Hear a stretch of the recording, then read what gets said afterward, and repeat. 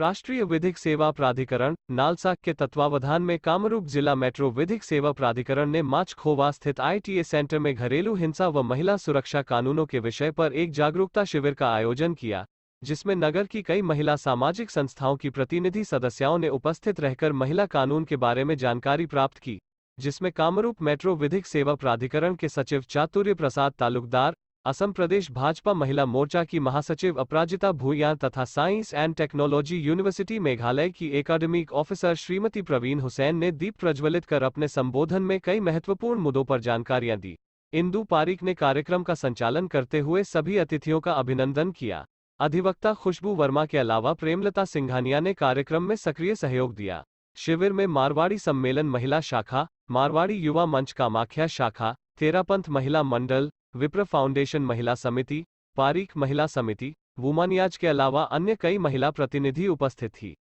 केंद्रीय सरकार ने एक एक्ट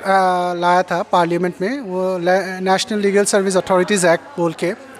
और उसके अंदर हम लोग का हायरार्कियल में मतलब पूरा देश भर में नालसा के नाम पे नेशनल लीगल सर्विस अथॉरिटी, फिर स्टेट्स में सब स्टेट्स में स्टेट लीगल सर्विसेज अथॉरिटी और डिस्ट्रिक्ट लेवल पे डिस्ट्रिक्ट लीगल सर्विसेज अथॉरिटी का गठन हुआ था।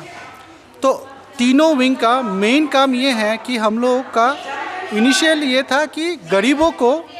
पैसा के लिए न्याय, जैसे कोर्ट का केस हो या वो न्याय के लिए वो लोग न्याय से वंचित ना रहे, तो वो पहला इनिशियली वो ऑब्जेक्टिव था। पर धीरे धीरे माननीय सुप्रीम कोर्ट ने उसको इलाबोरेट करके उसको बढ़ाया, और सिर्फ गरीबों के लिए नहीं, अभी महिलाओं के लिए है, जैसे SC ST कम्युनिटी के लोगों के लिए है, फिर डिज़ास्टर के विक्टिम्स के लिए है, नेचुरल डिज़ास्टर्स, सीनियर सिटीजन्स बच्चों के लिए 18 ईयर्स से कम उनके लिए है। तो सबको कुछ सुविधाएं मिलता है, जैसे कोर्ट में कुछ भी केसेस है उनका या वो लोग खुद विक्टिम्स हो, वो लोग को फ्री और कम्पिटेंट, ऐसा नहीं कि सिर्फ हम लोग वकील दे देते हैं, उनका जांच पड़ताल करके अच्छा वकील देते हैं और केसेस का हम लोग सुपरविजन करते हैं कि कोई लोग पैसा या पिछवाड़े होने के वजह से उन लोग को न्याय नहीं मिले, वैसा नहीं हो। तो ये मेन ऑब्जेक्टिव है।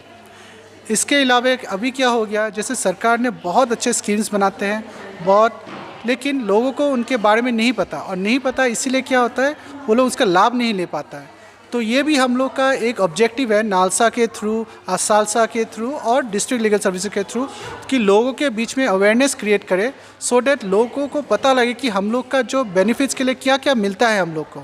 और वो बेनिफिट्स मिलने में हम लोग उनको मदद करते हैं कि सरकार के पास हम लोग कोलैबोरेट करके उनका, जैसे जिसको स्कीम्स का बेनिफिट मिलना चाहिए उनको वो दिलवाते हैं। आज एक बहुत अच्छा कार्यक्रम रहा,